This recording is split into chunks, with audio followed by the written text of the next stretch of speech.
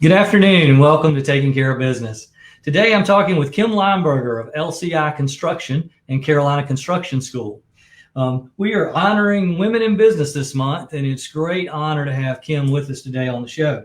Our show is made possible by our many sponsors, including Comporium Communication, INSP Crossridge, Founders Federal Credit Union, MUSC Health, the Lancaster Medical Center, Nutramax Laboratories, Oceana Gold, the Hell Operation, and PCI Group. And we want to give a special shout out and thank you to Marty Haynes and Haynes Full Circle Benefit for allowing us to use their studio. And we've got a quick message from Marty and his team. Employee benefits are the best way to retain valuable employees. What you offer, ease of enrollment, and how you manage the cost of those benefits is very important. Healthcare is expensive. Some employees may delay or forego care. Are you just accepting that renewal increase, or are you actively managing the cost of healthcare and benefit design in order to keep the cost manageable for your employees?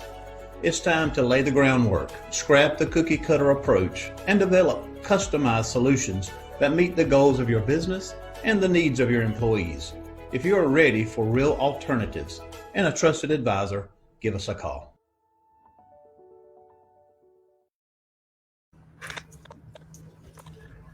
Good afternoon, Kim. How are you? I'm doing well. How are you? Thank you for having me. Oh, I appreciate you being on the show with us today. And it's just a great honor to have you. I always enjoy coming out to your business, seeing what you guys are doing, all the excitement and the big equipment that you have out there. But Kim, tell everybody a little bit about you and how you got started with Lineberger Construction. So I started the business in 1995. I have an engineering degree from North Carolina State University. Actually worked for my dad for a couple of years and then went out on my own and started doing civil work, everything horizontal, roads, streets, parking lots, anything site work is related. Well, you've really taken the company just to new heights once you opened your company, and you just have a lot of projects on the list. Tell everybody a little bit about some of the projects that you've done locally and outside the area.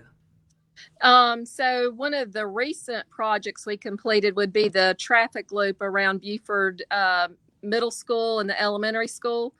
That was about a year and a half long project.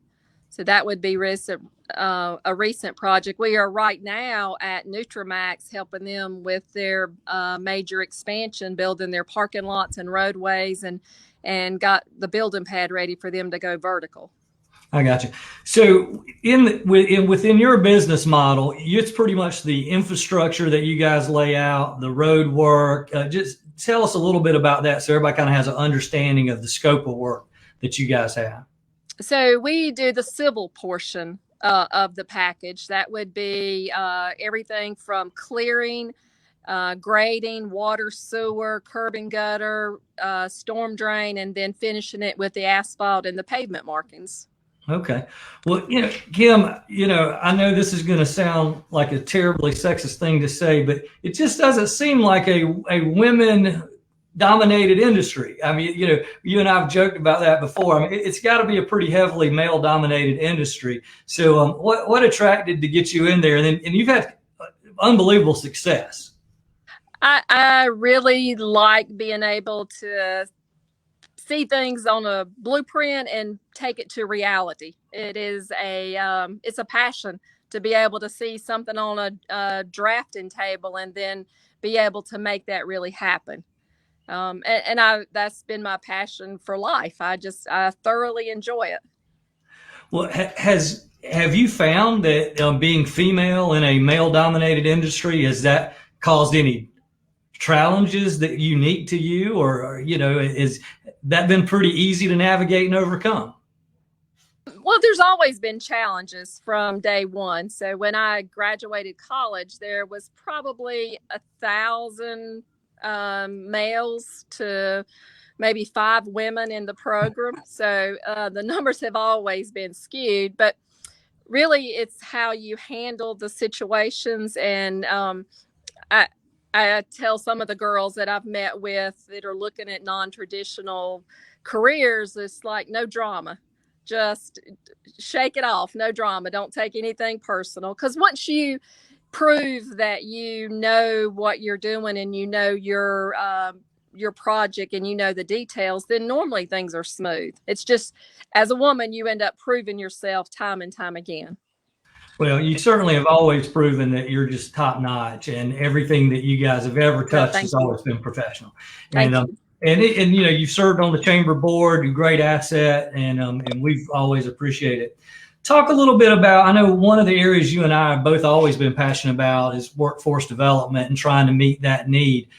Talk a little bit about that in your industry sector of the challenges that you have faced over the years with having qualified workforce. So it has been an issue forever finding people who are qualified. So much of our work is keyed off of safety and knowing how to run a heavy equipment and run it productively. And that's been always an issue, and I'm guessing it always will be. But what we did about 4 years ago to help alleviate some of that is to set up some training. So that's where Carolina Construction School got started, and the whole purpose, so that we would have 11 level playing fields. So somebody who was an operator 1, we knew what their skills were, and somebody who was an operator 2, we knew what their skills were. So that way the pay, salary, and everything were in line. Gotcha. And you actually have become a provider of employees for other people in your business sector. Is that right? Yeah, that's absolutely correct. We do heavy equipment operating as well as CDL license training, both occupations that we employ, but we also train those for everybody who sends them. We've had students from Charleston, Beaufort, Alaska. We've had students from all over come down and take the course. Gotcha. Well, and some of those courses are taught in technical colleges and technical schools, I'm assuming, right? Sure. Do they have the same sort of standards that you guys have as far as how they rank a student once they graduate for those levels? I mean, that just seems to be a no-brainer and would really help the folks in your industry. Not that I'm aware of. So, and that was our biggest issue. If somebody graduated from somewhere, and usually they have certificates, we try to give them we either have a completion or a level 1 or level 2 based on testing skills. So you actually, on a piece of equipment, have to test out your skills and pass it in a certain amount of time and be efficient before you ever get that certificate. I gotcha. And when somebody goes through your program, how long, like if I'm a high school graduate and I decide, man, this is the career for me, what sort of a degree time frame do you have? So the heavy equipment school is 16 weeks. And we not only do just heavy equipment in that testing or in that program, we also have all skills testing, even construction math, blueprint reading. So there's a portion of that 16 weeks is actually classroom training. I got you. The nice thing about the school is it's NCCER certified. So you can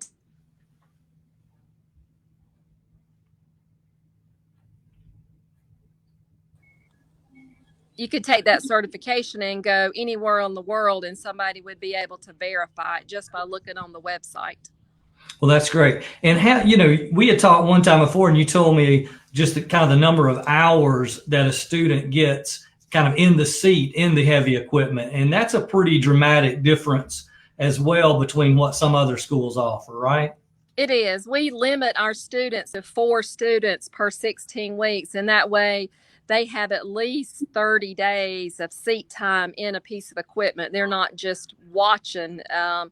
We usually have 1 on a piece of equipment and 1 watching technique so that the instructor can show them. But yeah, we boast our program on having seat time. Well, that's good. I know when we brought our youth leadership program out there in years past, and one thing that the students always like is the real life simulator. I mean, this thing is like a computer game on steroids. I mean, you climb in it, and I mean, you're operating a piece of equipment, it seems. I mean, it's just really some neat tools that you guys have. Yeah, that is absolutely correct. It has, even down to the safety features on the simulator. If you don't pass the safety features and have your seatbelt buckled, then you can't crank the simulator up. Well, that would be about my level of expertise, is not being able to get the simulator cranked up.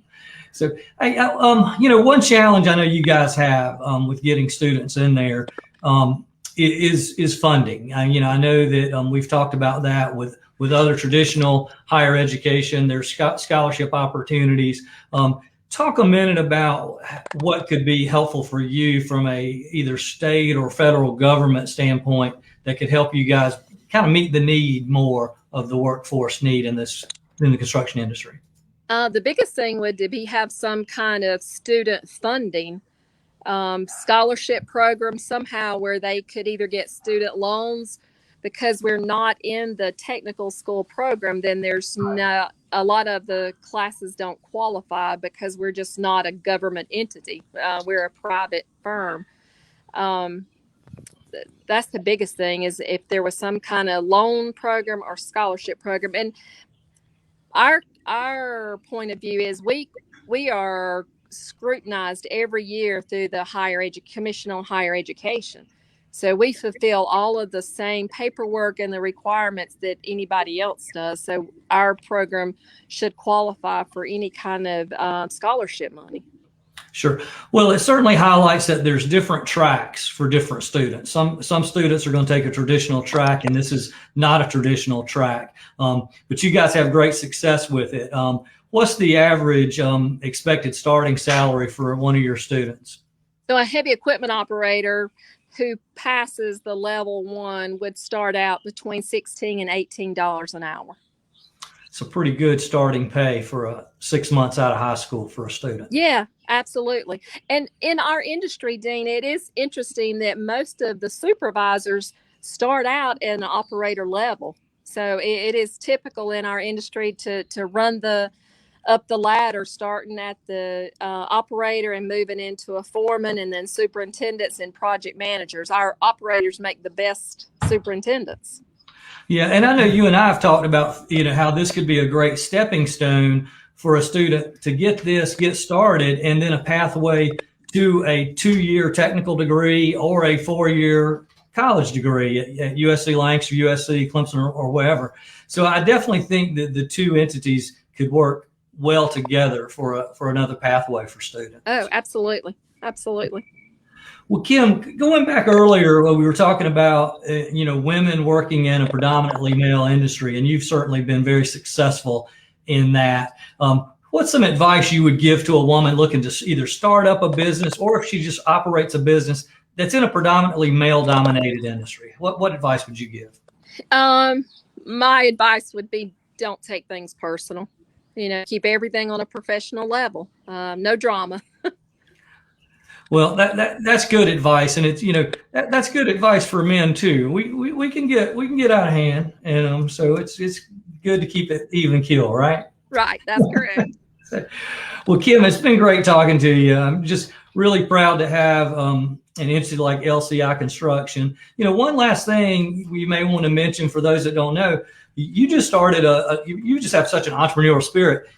There on your property, you guys have actually put in place an industrial park. Is that right? That is correct. Yes. So are you selling space, or how does that work if a company's looking to locate to Lancaster? Yeah, we are selling space. So it is served by L&C Railway. So there's one, Don Construction is already in the business park. And we are developing the property west of the railroad now. So there's 70 acres of heavy industrial property back there available. Okay. And so tell the audience where are we talking in Lancaster County geographically? South Lancaster, 521 South. Okay. Just below just outside the city, kind of heading toward East Springs, correct? That's correct. Yes, just right outside the city limits. Okay. Well, a great location, and having access to the L&C Railroad is a tremendous asset for those that don't know, they actually have the ability to utilize CSX or Norfolk Southern, which really makes it competitive as far as negotiating rates. So that's a big asset for someone looking for rail. Yeah, it is. I think so. Well, Kim, thank you very much. I appreciate your time today, and congratulations with LCI. Congratulations with Carolina Construction School, and we just appreciate you having a business here in Lancaster County. All right. Thank you, Dean. Thank you for All right, having Kim. me. Take Bye-bye. care. Bye-bye.